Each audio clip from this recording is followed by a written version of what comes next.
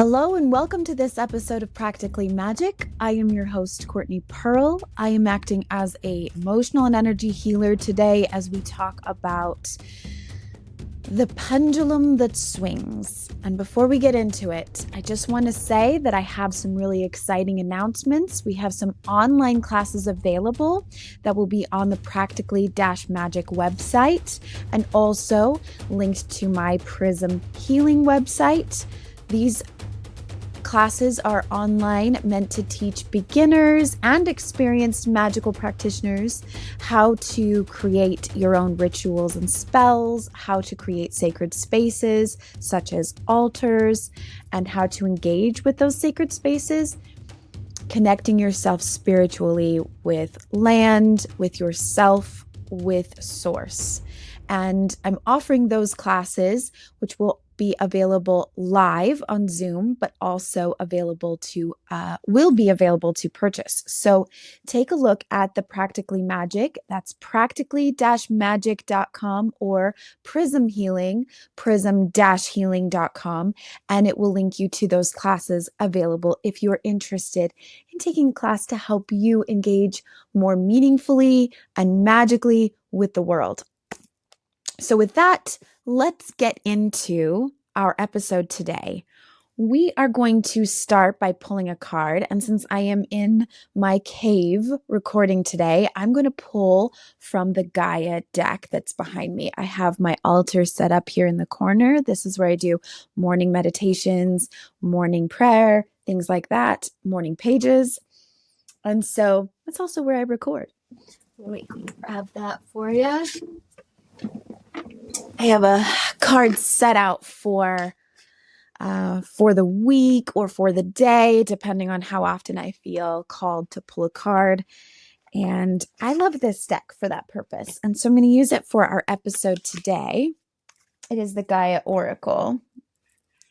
I'll show it on the video for YouTube watchers. Can see what the deck looks like. Of course, I pick my cards based almost entirely on the artwork. I love when illustrators, painters, and artists are called to make some beautiful artwork for divination purposes. And, sometimes AI is a good tool to help us out when we need it, but it does not completely compete with natural beauty, even imperfections. And isn't that interesting that we've gotten into a world where imperfections are more valuable, more original, more natural than what perfectionism, what a computer can make. Not that I don't think AI can be used in a lot of beautiful, amazing things too. All right. Time to pull the card for today's episode. I know what our topic is about, but let's see what the card has to say. Oh, this is beautiful. It is the sunshine. I am an ambassador for the sunshine community here in Daybreak, South Jordan, local area. And we just had our Business in Bloom ribbon cutting for the sunshine community that is now an LLC organization, and they really help support people, women in business in particularly. So just creating a community where people can lift each other up, spread sunshine out to the world. We talked a lot about how this connects us with our solar plexus and our self-esteem. And that when we build that part of ourselves, we are also building our self-confidence and our ability to feel like we make contribution into the world. And I think that's a really great symbol for what the sunshine community is all about. And this card says, thinking of you, a loving thought, serendipity. I think that's really fascinating because it is actually going to kind of segue really well into our topic today, which I wrote down a few weeks ago. I was out for a walk. The weather's starting to be good, nice here in South Jordan and in Daybreak, Utah. And Daybreak is the neighborhood. I live in South Jordan, but it is starting to be really good weather. I've actually been taking a little baggie of dog food with me in my pack when I go for long walks around, because there are some ravens that live where the construction and where schools are and where the tracks are. So when I walk by those areas, I'm really hoping that I can leave some treats for the ravens, and maybe they will recognize me as the treat lady, and they'll be my friend. Basically trying to befriend the local feathered creatures. Ravens in particular are my favorites. So yeah, so it's been a really nice, beautiful time to go around. And I was walking and I was thinking, I was thinking about two particular people that I know in my life, two people I love wholeheartedly, look up to. They inspire me, they help me. But I was thinking about how massively different these two people are. And I've kind of talked about this in an episode previously in season 1, where I talked about what it was like to live between the Shannons, right? The story about how I lived between a Shannon who lives next to me, who was in the classroom next to me on one side, and the other Shannon on the other side. And they were so different, but so each uniquely wonderful. I learned so much about this balance of in between. And so, as I said, today we're going to talk a little bit about the pendulum and how it really can swing really far to one side and really far to the other side. And that the energy of that, while being mindful of it, we can create more balance, even just with understanding where am I maybe possibly swinging the pendulum too far one way or the other. And it's actually causing me problems where I could actually help that. Drinking my coffee this morning, so forgive me if you hear me. And those who can watch on video, I have my Vincent van Gogh cup that I bought because Vincent van Gogh is one of my favorite artists. So I have these two friends, and they each are just wholeheartedly putting their heart into everything that they do, care a lot about their community, care a lot about other people. But one has sort of learned to protect herself in such a way that, possibly because of her life experiences, possibly a little bit because of the astrological signs that she is in her sun, moon, and rising. If you don't remember what that was about, go listen to the episode about Cambria. Came and talked to us about astrology.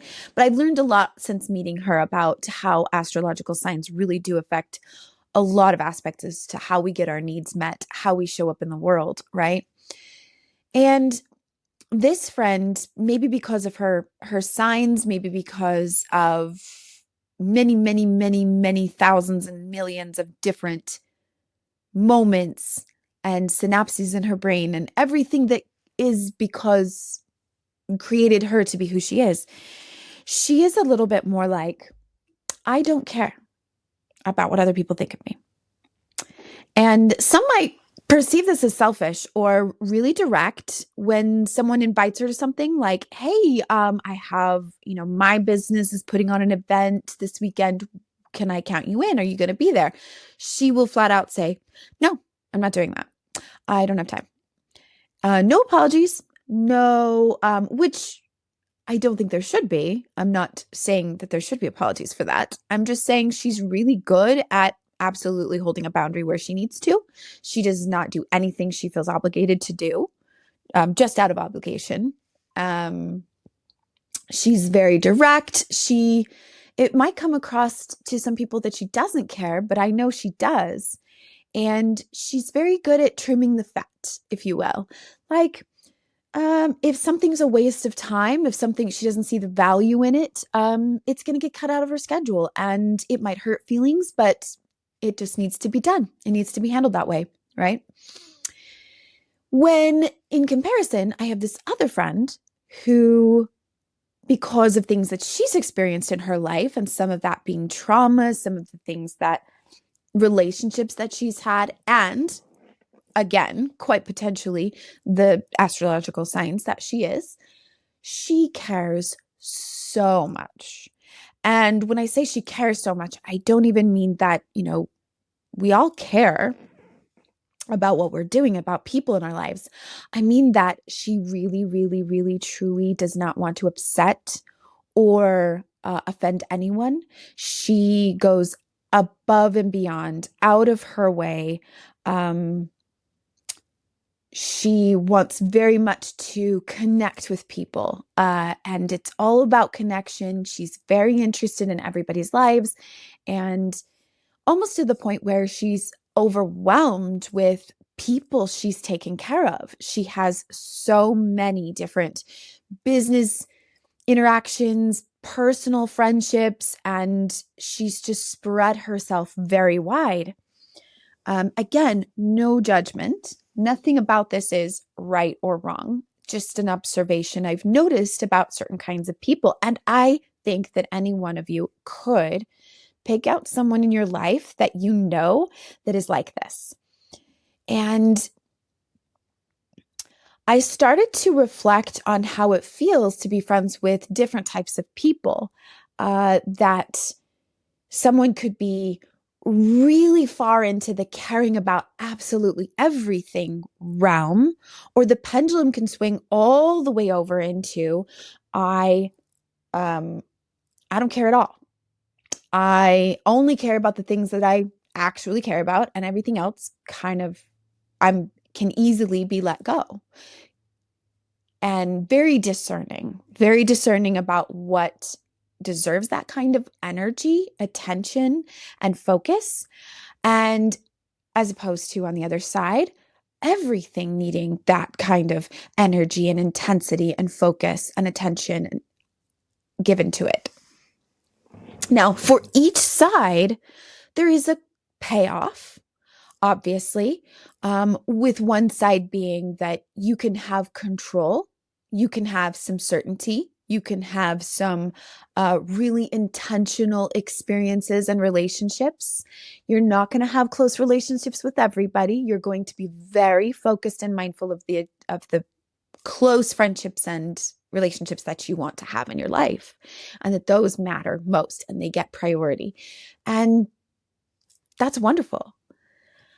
On the other side, the payoff being you matter to so many people. People rely on you. People know that you can get the job done. People seek you out when they need help or need something that you can offer. You feel important. You feel significant. You feel bursts of oxytocin from feeling so loved and spreading that love to everyone else. There is also a cost on each side of the pendulum, because when you're very discerning and you're very quick to judge what's important and what's not, you might be missing out also on really close personal relationships that you're not seeing the value of, and potentially missing opportunities that could ultimately be exactly what you need. Sometimes when we engage with things, situations, relationships that are uncomfortable, that trigger us, that make us feel, it can be an act of avoidance to cut that out quickly and to just focus on the things that are important to us or that we perceive as important to us at the time. So there might be really valuable relationships and really valuable experiences, even uncomfortable experiences, that can delight and that can teach and that can be painful. They are all experiences that our growth and our human experience needs to have. So I would say that although being discerning is a quality I try to emulate as much as possible, I need more of that kind of discernment in my life to balance me out, that I could see that there is a cost and a payoff for that needs to be considered. So that in anyone's life, as something really difficult maybe does happen, something with relationships, something where those close relationships they have cultivated goes awry at some point, which it ultimately always does in some way, shape, or form, because that's what having relationships is all about. They might not have the tools and the conflict resolution and the experiences of that discomfort from avoiding it for so long.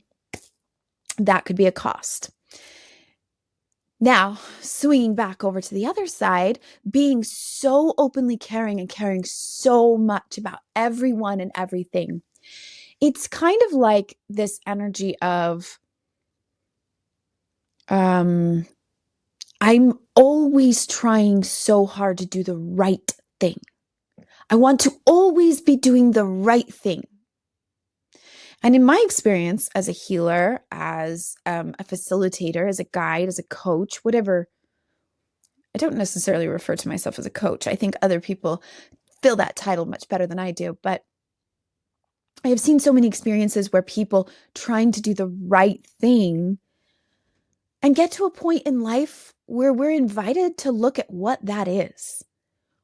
Then we have to decide what even is the right thing. Is there such a thing as right? Is there such a thing as wrong? Is there such a thing as maybe just aligned with where I need to be, where I'm supposed to be, or what my path is, and not aligned? I have learned to start cutting out the words right and wrong from my vocabulary when describing things, because what is right? What is wrong? We were taught in church growing up and schools and from our parents that there's a right way to act and a wrong way to act, and a right way to do math and a wrong way to do math. And then as time goes on and experiences happen, we realize that there's actually multiple ways to do something and not a right or wrong way to do it. And that what someone else calls wrong is a truth that they've adopted. It's not necessarily a universal truth. So, in my opinion, and again, this is my podcast, so gospel according to Courtney, right? I think eliminating the judgment of what is right, what is wrong, because I am in alignment with loving people, respecting the quality of life, respecting property. So I don't go around murdering people and stealing stuff.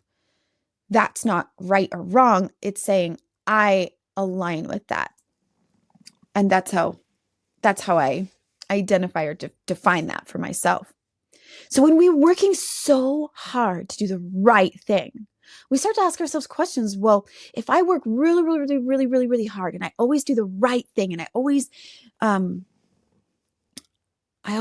extend myself really far into a space of, I will dishonor myself to honor others. I will go above and beyond. I will always hold space for everyone, no matter what I feel, no matter what's going on with me, I will always hold space for everyone.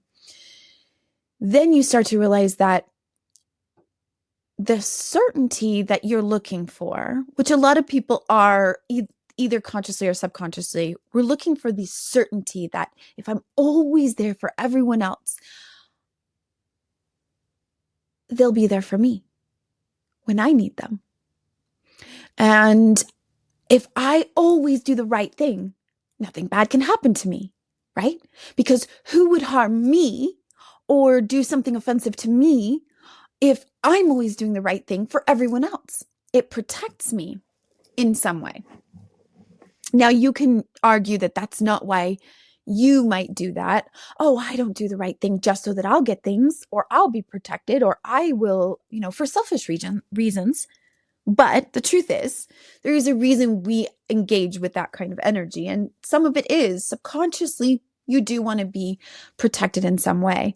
I know that when I was young in middle school and very much an outcast and trying to figure out who were my friends and where would I gain a group of friends I could readily hang out with and would invite me to things, it was very difficult in a small town and being the new kid. So I went through a very tough time. And I remember thinking, if I'm really, really nice to everyone, just really nice, how can that possibly go wrong? I will make friends.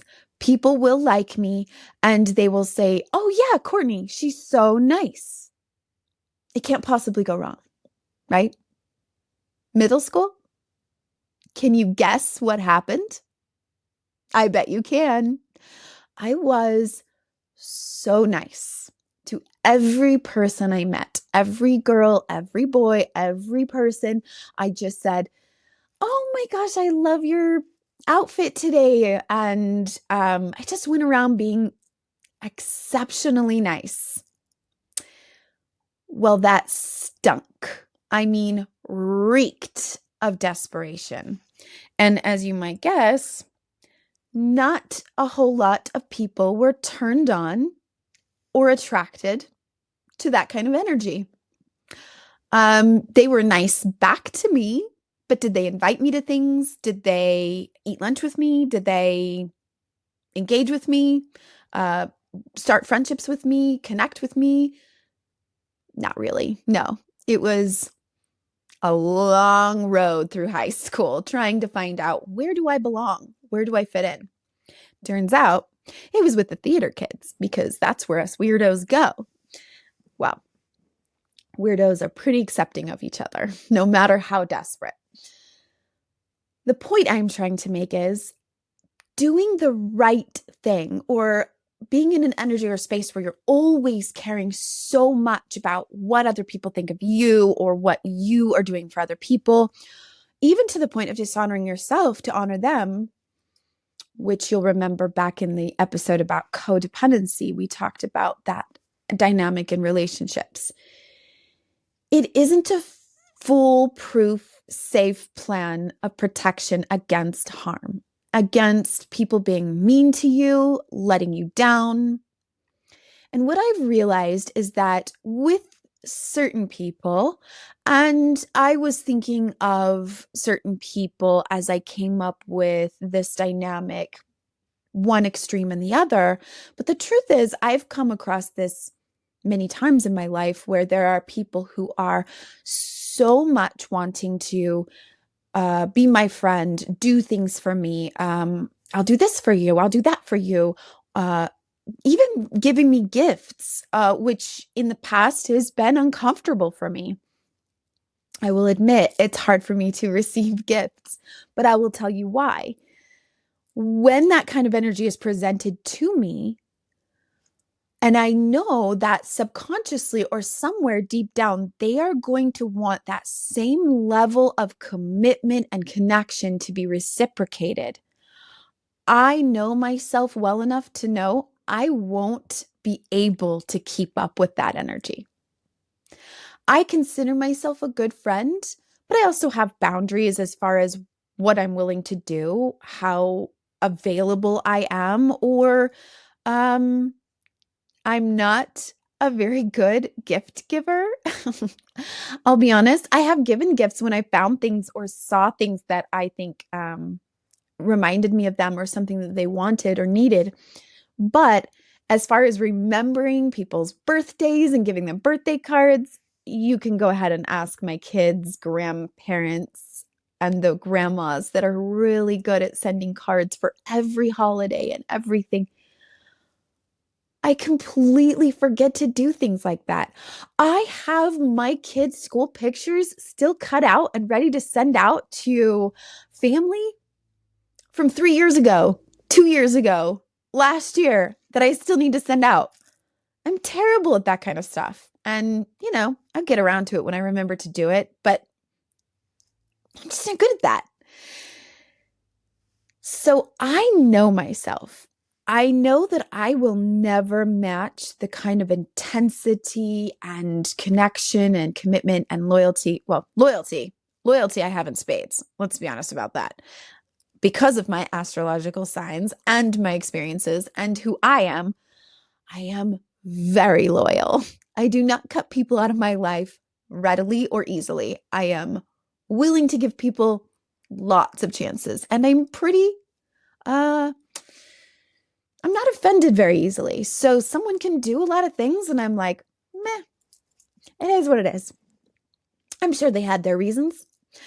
I don't get offended easily. I mean, you can stand me up. You could do a lot of things and I would still be your friend. So that's just me. But I do get uncomfortable when people are reaching out to me in such a way where I know subconsciously they're going to want me to engage the same way and that they will feel disappointed or they will perceive that I don't care as much as they do if they are giving and putting that much energy into the relationship. So I've watched dynamics and relationships. And by the way, this is a perfect time of year to be talking about this because this is the time of year in the cycles that we're in to be talking about peer groups and relationships within those groups and communities. It's about how do we engage with each other in such a way that you can be honest and open and you can be compassionate and curious about each other. So I can see where I get a little, I'm not sure afraid is the right word, but a little bit uncomfortable when someone is giving me so much. And I will tell them, you're so good at this. This gift you've given me is so amazing and beautiful and wonderful. I hope I can reciprocate someday, but I'm not really great at this. So I hope you'll forgive me or you'll understand me that I give in different ways. I give as in ways of gathering people to my home and having gatherings and opportunities to connect and talk and inviting people to things and going with them places and inviting them to come with me to places, spending time. I guess you could say quality time is my love language. That's the way that I choose to perceive a relationship or a friendship. Then, what is given to me. And so I am bringing this up today for today's episode so that each person can maybe take a moment. This is maybe the first time I've ever done this, but take a moment to reflect on how much energy, time, attention, mental thought, mental load. How much do I give to relationships, business, friendships, any kinds of relationships where I perceive it as not being reciprocated back to me? We're not asking people to be apathetic. The energy level of apathy is only a level 50 in the chart that talks about the energy levels in power versus force. Out of 1,000, 50 is not very much. So we're not asking you to stay apathetic. Like, I just don't care. I don't care about anything. I don't care about anybody. I'm saying care as much as you want without any expectation of what other people can do for you or what they will offer you back. And perceiving them as not caring if they don't reciprocate in the same energy level that you are giving. Give as much as you can give to a relationship without resentment. So be mindful of when something crosses into, I'm going to do this thing for them, but they're never going to do it for me back. Or when are they going to do for me what I did for them? And if it crosses into that realm, which it has for me many times, even in just relationships with organizations and groups that I'm a part of, where I'm like, oh my gosh, I've been doing and doing and doing and giving and giving and giving. And then when I have something going on and I need people to show up for me, I don't have people showing up for me, not in the way that I need or would like. Now that is an opportunity for me to reflect. not for me to get upset at them, if that makes sense.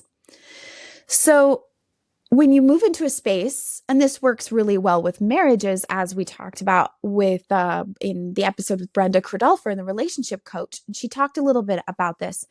She taught me a lot about this when it comes to me and my relationship with my spouse. Was I can't always be expecting him to show up in all the same ways that I do, engaging with the mental load and the physical load of running the house and parenting the children and all of the things. But I also don't have to engage with those activities if I don't want to, if I'm not prepared to, or if I don't have the energy for it.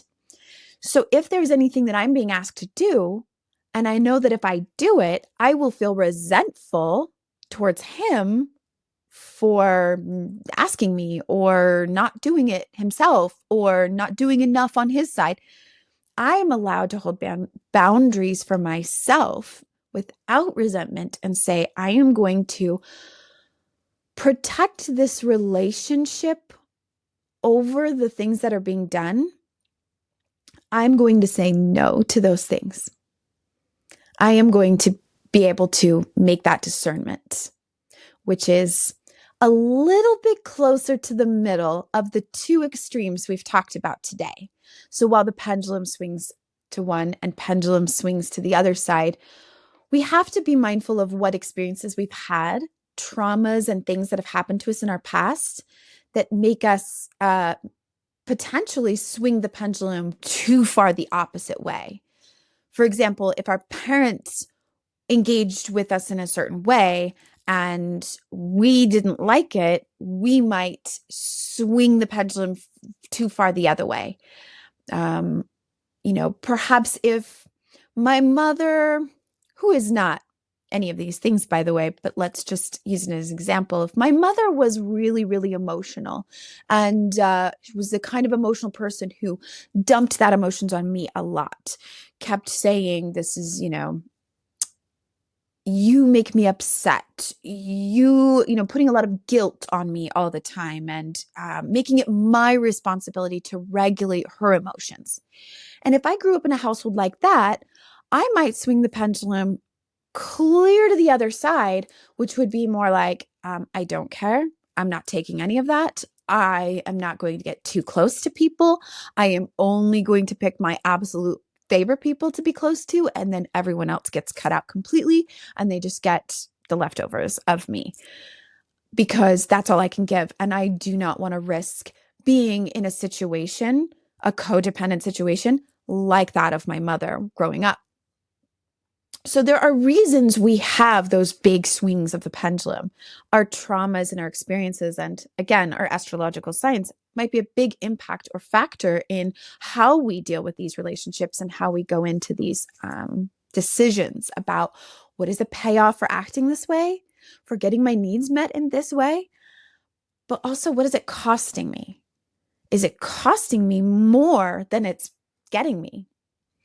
And these are things that I work out in sessions when I am doing an energy healing session, especially emotional processing. When we are processing through these things, we go back to what are some things that happened and how did you experience those things as a child or your younger self? And then what did it lead to? If we can be mindful, bring the subconscious ideas to the conscious mind. It's like bringing it out of the back of our head and putting it into a book right in front of us to read.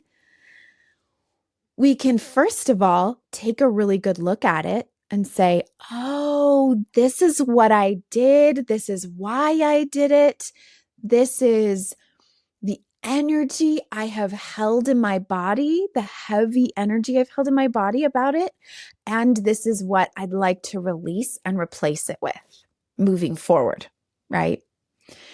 So if you would like to engage with a session like that would help you kind of work through some of those things in bringing the pendulum back to the middle, being more balanced, how you see relationships, how do you engage with relationships, then I would highly recommend scheduling a session with me. Or a lot of other energy healers will do similar modalities. Everyone does them a little bit differently. So it doesn't have to be me, but I do recommend that energy healing is a great partnership to therapy. If you're already in therapy, looking at some of the traumas and looking at some of the things that you do, energy healing is kind of that other side to it that sometimes gets overlooked or missed when going through therapy. And so you can book a session with me anytime. I work in person or remote over Zoom. So go to prism-healing.com and you can text me, message me. I would also love if you went to practically-magic.com. Our new website is up, and it is a place where you can submit questions. You can submit a story that you have about your life that you would like to get some guidance or just engage with. What are your thoughts on the things that we've talked about in our episodes on Practically Magic? We are getting close to wrapping up season 2. We just have a couple more episodes left on the schedule. I am very excited to talk more about what sort of things that can feel magical to you, which are actually parts of the real world and how they work. It's seeing the underlying, behind the scenes, how does a cell phone actually get power and work? I mean, it's magic, right? Or it is practically magic.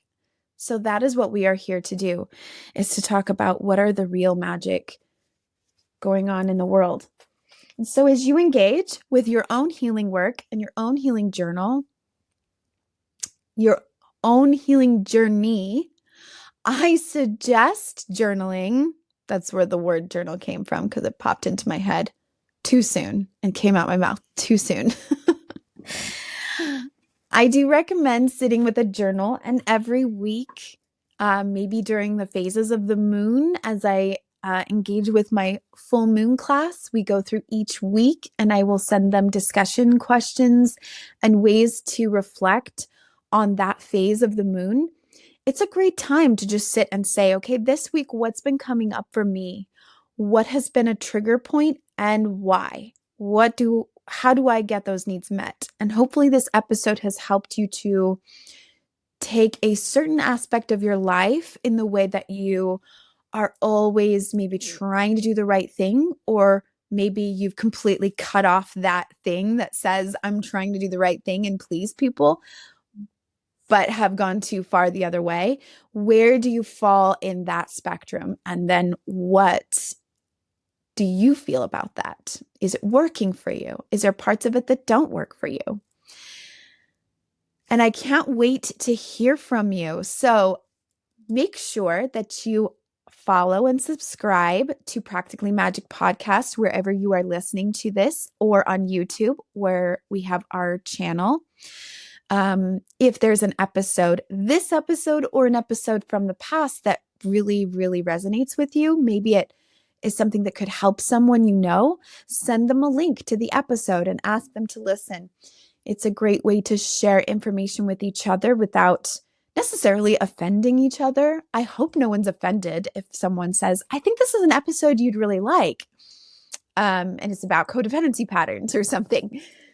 Don't be offended. It's a great way to learn new things. So like and subscribe, share if you feel called, and go make magic, witches and wizards.